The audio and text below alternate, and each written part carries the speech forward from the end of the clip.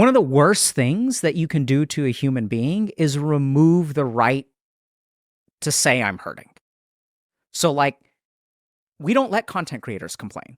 They're not allowed to complain. And so if you sort of think about it, like these are the slice of human beings, like celebrities, content creators, people who are privileged or powerful, they don't get to complain because we get so infuriated. But this is where I hate to break it to y'all, but one of the things you learn as a medical doctor is like, I've had rich people, I've had poor people, I've had billionaires, I've had CEOs, I've had heads of state flying over from the Middle East to come to Massachusetts General Hospital for this kind of care and that kind of care. Like, you know, and like everyone's got a brain. That brain is roughly the same. Everyone's got an amygdala. And what's so terrifying that people don't understand is that content creators are incredibly isolated. Incredibly isolated. Even their friends will abandon them at the first sign of drama. So you can't make friends anytime I'm just sharing just a simple example, but like, you know, once you're a content creator, I'm sure you have had these thoughts. If someone approaches you, in the back of your mind, you're always wondering, okay, is this really about this person getting ahead? Are they looking to collab? Do they like me? Or do they like the face? Yeah, right? And you never really know. So it's an incredibly isolating experience. We do not really allow those people to complain, you know, which means that they end up suppressing a lot of this stuff.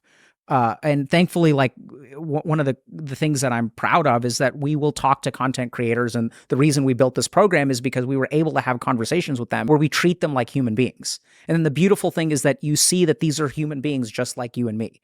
They're not some mythical creature that is impervious. Unworthy of sympathy. Absolutely.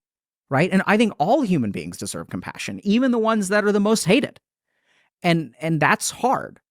That was definitely something I realized. The last couple of weeks have been emotionally pretty difficult for me. And especially when you're feeling emotions very closely, it showed me, I was acutely aware of how completely dehumanizing most of our behavior to each other is on the internet.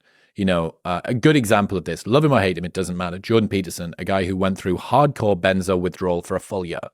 And people were like mocking his daughter for trying to help, making jokes like, who is this guy to teach us anything when he's addicted to benzos and opiates and all of this stuff? And you go, you do understand that on the other side of this experience is someone going through akathisia and hardcore benzo withdrawal at the same time.